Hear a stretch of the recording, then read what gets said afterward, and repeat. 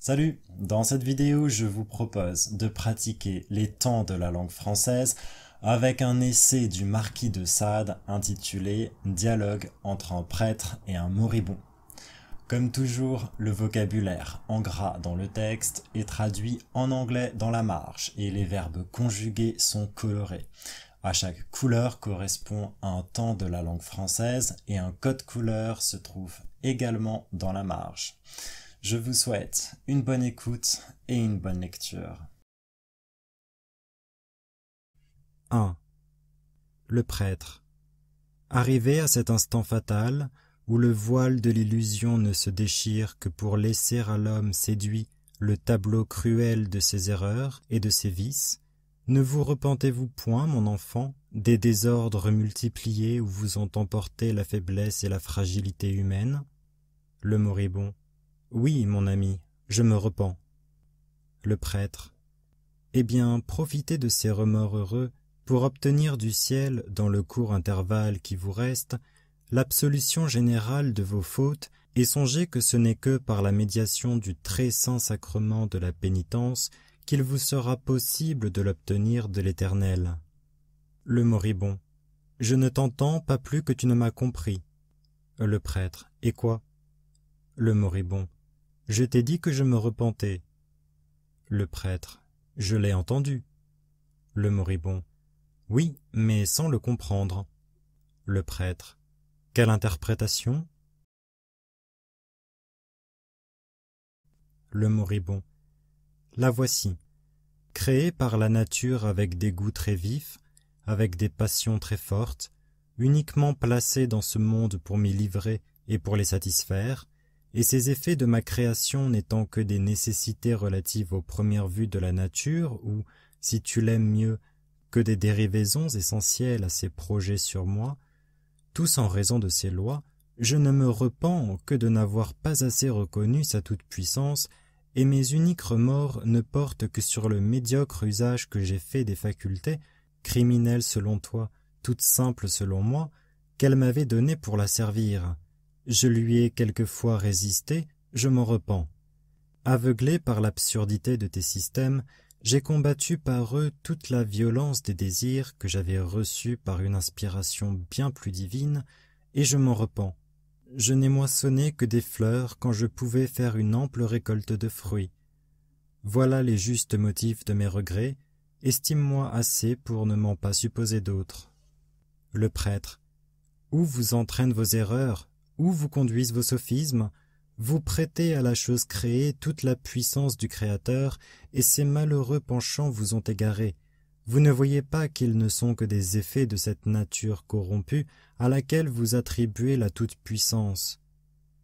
Le moribond. Ami, il me paraît que ta dialectique est aussi fausse que ton esprit. Je voudrais que tu raisonnasses plus juste, ou que tu ne me laissasses mourir en paix. Qu'entends-tu par créateur, et qu'entends-tu par nature corrompue? Le prêtre. Le Créateur est le maître de l'univers. C'est lui qui a tout fait, tout créé, et qui conserve tout par un simple effet de sa toute-puissance. 2. Le moribond. Voilà un grand homme assurément. Eh bien, dis-moi pourquoi cet homme-là, qui est si puissant, a pourtant fait selon toi une nature si corrompue. Le prêtre. Quel mérite eussent-tu les hommes si Dieu ne leur eût pas laissé leur libre arbitre, et quel mérite eussent-ils à en jouir s'il n'y eût sur la terre la possibilité de faire le bien et celle d'éviter le mal? Le moribond. Ainsi ton Dieu a voulu faire tout de travers pour tenter ou pour éprouver sa créature. Il ne la connaissait donc pas, il ne se doutait donc pas du résultat? Le prêtre. Il la connaissait sans doute, mais encore un coup, il voulait lui laisser le mérite du choix. Le moribond. À quoi bon, dès qu'il savait le parti qu'elle prendrait et qu'il ne tenait qu'à lui, puisque tu le dis tout-puissant, qu'il ne tenait qu'à lui, dis-je, de lui faire prendre le bon? Le prêtre. Qui peut comprendre les vues immenses et infinies de Dieu sur l'homme, et qui peut comprendre tout ce que nous voyons? Le moribond. Celui qui simplifie les choses, mon ami, celui surtout qui ne multiplie pas les causes pour mieux embrouiller les effets. Qu'as-tu besoin d'une seconde difficulté quand tu ne peux pas expliquer la première, et dès qu'il est possible que la nature toute seule ait fait ce que tu attribues à ton Dieu? Pourquoi veux-tu lui aller chercher un maître?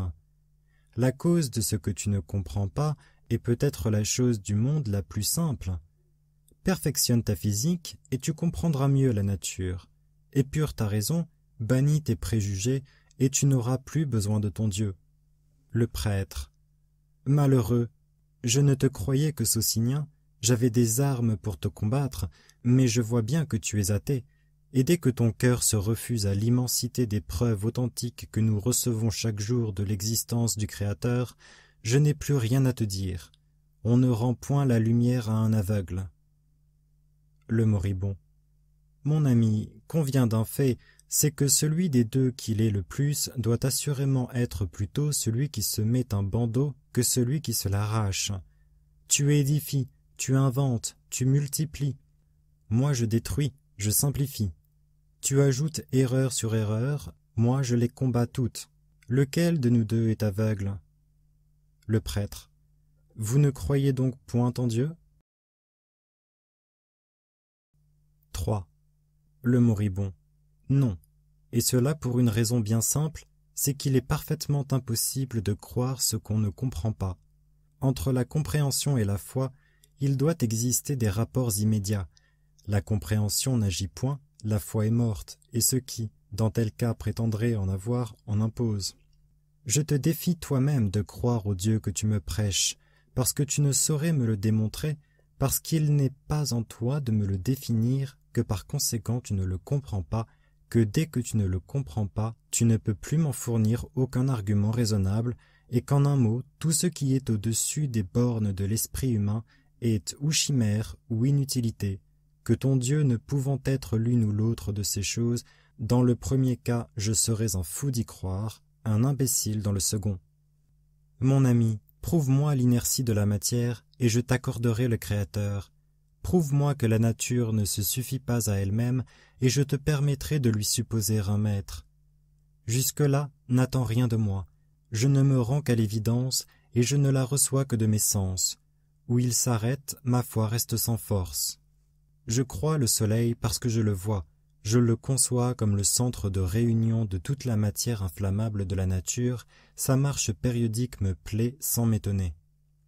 C'est une opération de physique peut-être aussi simple que celle de l'électricité, mais qu'il ne nous est pas permis de comprendre.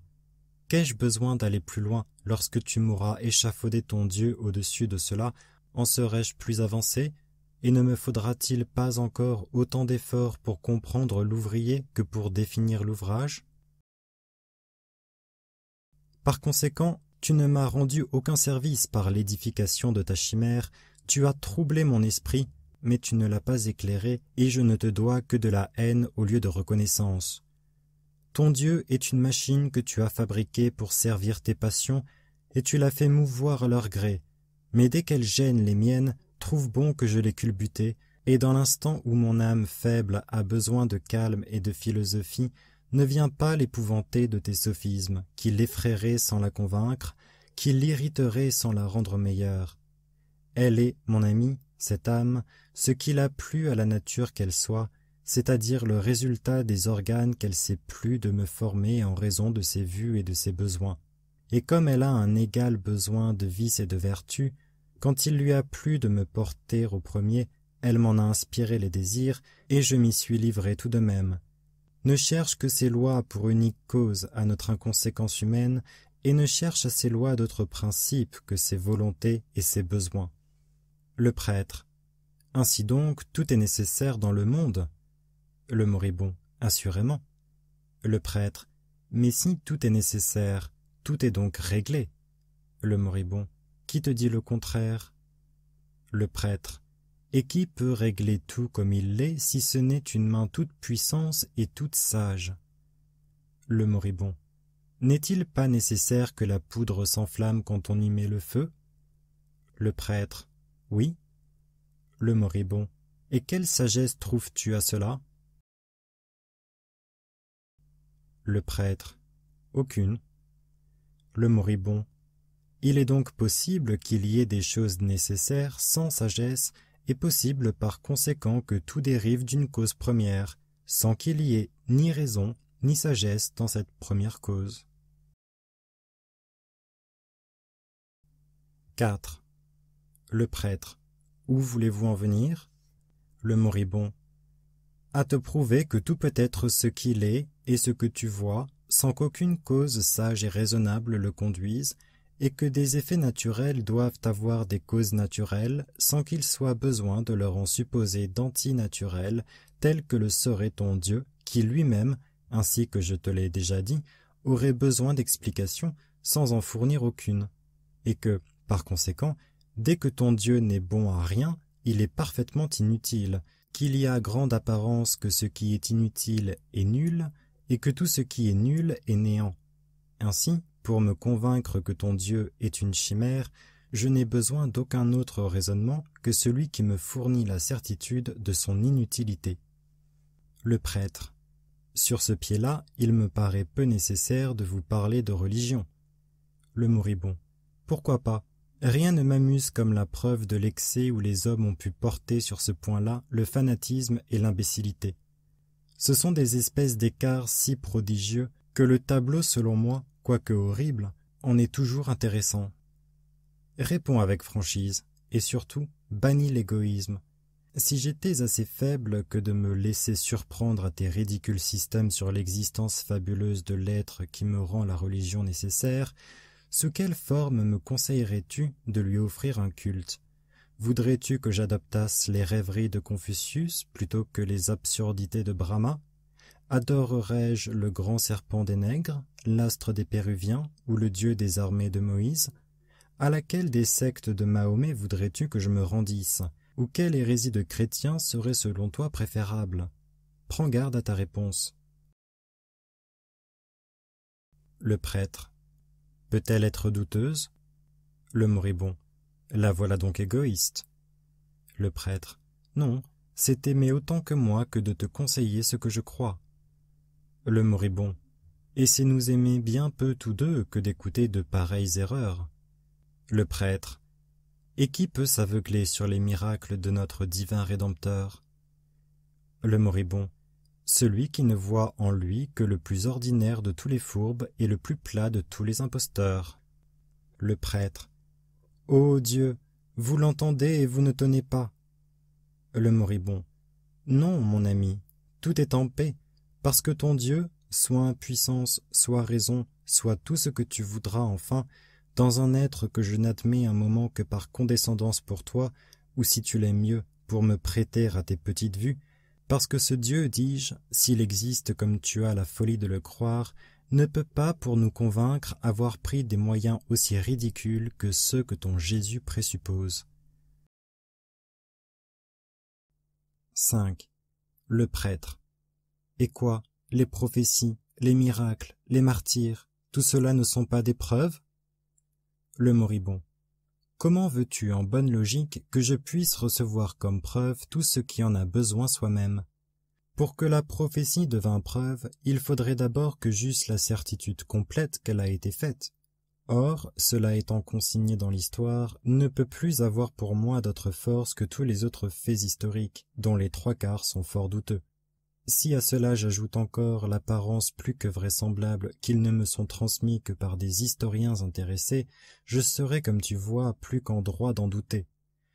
Qui m'assurera d'ailleurs que cette prophétie n'a pas été l'effet de la combinaison de la plus simple politique, comme celle qui voit un règne heureux sous un roi juste, ou de la gelée dans l'hiver? Et si tout cela est, comment veux-tu que la prophétie ayant un tel besoin d'être prouvée, puisse elle-même devenir une preuve? À l'égard de tes miracles, ils ne m'en imposent pas davantage. Tous les fourbes en ont fait, et tous les sots en ont cru. Pour me persuader de la vérité d'un miracle, il faudrait que je fusse bien sûr que l'événement que vous appelez tel fût absolument contraire aux lois de la nature, car il n'y a que ce qui est hors d'elle qui puisse passer pour miracle, et qui la connaît assez pour oser affirmer que tel est précisément celui où elle est enfreinte. Il ne faut que 2 choses pour accréditer un prétendu miracle, un bateleur et des femmelettes. Va, Ne cherche jamais d'autre origine au tien, tous les nouveaux sectateurs en ont fait, et ce qui est plus singulier, tous ont trouvé des imbéciles qui les ont crus. Ton Jésus n'a rien fait de plus singulier qu'Apollonius de Tyane, et personne pourtant ne s'avise de prendre celui-ci pour un dieu. Quant à tes martyrs, ce sont bien assurément les plus débiles de tous tes arguments.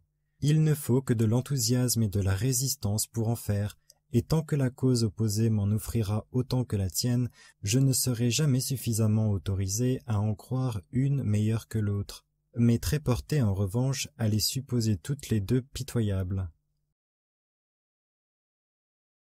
Ah, mon ami, s'il était vrai que le Dieu que tu prêches existât, aurait-il besoin de miracles, de martyrs et de prophéties pour établir son empire? Et si, comme tu le dis, le cœur de l'homme était son ouvrage, ne serait-ce pas là le sanctuaire qu'il aurait choisi pour sa loi? Cette loi égale, puisqu'elle émanerait d'un Dieu juste, s'y trouverait d'une manière irrésistible également gravée dans tous, et d'un bout de l'univers à l'autre, tous les hommes se ressemblant par cet organe délicat et sensible, se ressembleraient également par l'hommage qu'ils rendraient au Dieu de qui ils le tiendraient. Tous n'auraient qu'une façon de l'aimer, tous n'auraient qu'une façon de l'adorer ou de le servir, et il leur deviendrait aussi impossible de méconnaître ce Dieu que de résister au penchant de son culte. Que vois-je au lieu de cela dans l'univers? Autant de dieux que de pays, autant de manières de servir ces dieux que de différentes têtes ou de différentes imaginations, et cette multiplicité d'opinions dans laquelle il m'est physiquement impossible de choisir serait selon toi l'ouvrage d'un Dieu juste? Va, prédicant, tu l'outrages ton Dieu en me le présentant de la sorte. Laisse-moi le nier tout à fait, car s'il existe, alors je l'outrage bien moins par mon incrédulité que toi par tes blasphèmes. Reviens à la raison, prédicant. Ton Jésus ne vaut pas mieux que Mahomet, Mahomet pas mieux que Moïse, et tous trois pas mieux que Confucius, qui pourtant dicta quelques bons principes pendant que les trois autres déraisonnaient. Mais en général, tous ces gens-là ne sont que des imposteurs dont la philosophie s'est moquée, que la canaille a cru et que la justice aurait dû faire pendre. 6. Le prêtre. Hélas, elle ne l'a que trop fait pour l'un des quatre. Le moribond. C'est celui qui le méritait le mieux. Il était séditieux, turbulent, calomniateur, fourbe, libertin, grossier farceur et méchant dangereux, possédait l'art d'en imposer au peuple et devenait par conséquent punissable dans un royaume en l'état où se trouvait alors celui de Jérusalem. Il a donc été très sage de s'en défaire, et c'est peut-être le seul cas où mes maximes extrêmement douces et tolérantes d'ailleurs puissent admettre la sévérité de Thémis. J'excuse toutes les erreurs, excepté celles qui peuvent devenir dangereuses dans le gouvernement où l'on vit. Les rois et leur majesté sont les seules choses qui m'en imposent, les seuls que je respecte, et qui n'aime pas son pays et son roi n'est pas digne de vivre. Le prêtre. Mais enfin, vous admettez bien quelque chose après cette vie. Il est impossible que votre esprit ne se soit pas quelquefois plu à percer l'épaisseur des ténèbres du sort qui nous attend, et quel système peut l'avoir mieux satisfait que celui d'une multitude de peines pour celui qui vit mal, et d'une éternité de récompense pour celui qui vit bien.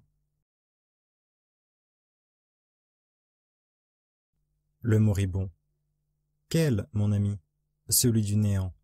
Jamais il ne m'a effrayé, et je n'y vois rien que de consolant et de simple. Tous les autres sont l'ouvrage de l'orgueil, celui-là seul l'est de la raison. D'ailleurs, il n'est ni affreux ni absolu, ce néant. N'ai-je pas sous mes yeux l'exemple des générations et régénérations perpétuelles de la nature? Rien ne périt, mon ami, rien ne se détruit dans le monde. Aujourd'hui homme, demain un ver, après-demain un mouche, n'est-ce pas toujours exister? Et pourquoi veux-tu que je sois récompensé de vertus auxquelles je n'ai nul mérite, ou puni de crimes dont je n'ai pas été le maître? Peux-tu accorder la bonté de ton prétendu Dieu avec ce système, et peut-il avoir voulu me créer pour se donner le plaisir de me punir, et cela seulement en conséquence d'un choix dont il ne me laisse pas le maître? Le prêtre. Vous l'êtes. Le moribond. Oui, selon tes préjugés, Mais la raison les détruit et le système de la liberté de l'homme ne fut jamais inventé que pour fabriquer celui de la grâce qui devenait si favorable à vos rêveries. Quel est l'homme au monde qui, voyant l'échafaud à côté du crime, le commettrait s'il était libre de ne pas le commettre? Nous sommes entraînés par une force irrésistible, et jamais un instant les maîtres de pouvoir nous déterminer pour autre chose que pour le côté vers lequel nous sommes inclinés. Il n'y a pas une seule vertu qui ne soit nécessaire à la nature, et réversiblement, pas un seul crime dont elle n'ait besoin. Et c'est dans le parfait équilibre qu'elle maintient des uns et des autres que consiste toute sa science. Mais pouvons-nous être coupables du côté dans lequel elle nous jette? Pas plus que ne l'est la guêpe qui vient darder son aiguillon dans ta peau. 7. Le prêtre. Ainsi donc, le plus grand de tous les crimes ne doit nous inspirer aucune frayeur? Le moribond. Ce n'est pas là ce que je dis. Il suffit que la loi le condamne et que le glaive de la justice le punisse pour qu'il doive nous inspirer de l'éloignement ou de la terreur. Mais dès qu'il est malheureusement commis, il faut savoir prendre son parti et ne pas se livrer au stérile remords. Son effet est vain puisqu'il n'a pas pu nous en préserver, nul puisqu'il ne le répare pas. Il est donc absurde de s'y livrer, et plus absurde encore de craindre d'en être puni dans l'autre monde, si nous sommes assez heureux que d'avoir échappé de l'être en celui-ci. À Dieu ne plaise que je veuille par là encourager au crime. Il faut assurément l'éviter tant qu'on le peut, mais c'est par raison qu'il faut savoir le fuir, et non par de fausses craintes qui n'aboutissent à rien, et dont l'effet est sitôt détruit dans une âme un peu ferme. La raison, mon ami, oui, la raison toute seule doit nous avertir que de nuire à nos semblables ne peut jamais nous rendre heureux, et que notre cœur, que de contribuer à leur félicité, est la plus grande pour nous que la nature nous ait accordée sur la terre. Toute la morale humaine est renfermée dans ce seul mot, rendre les autres aussi heureux que l'on désire de l'être soi-même, et ne leur jamais faire plus de mal que nous n'en voudrions recevoir.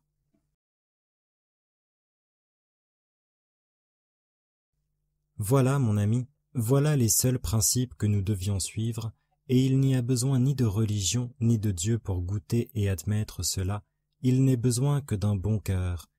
Mais je sens que je m'affaiblis, prédiquant. Quitte tes préjugés, sois homme, sois humain, sans crainte et sans espérance. Laisse là tes dieux et tes religions, tout cela n'est bon qu'à mettre le fer à la main des hommes, et le seul nom de toutes ces horreurs a plus fait verser de sang sur la terre que toutes les autres guerres et les autres fléaux à la fois. Renonce à l'idée d'un autre monde, il n'y en a point, mais ne renonce pas au plaisir d'être heureux et d'en faire en celui-ci. Voilà la seule façon que la nature t'offre de doubler ton existence ou de l'étendre.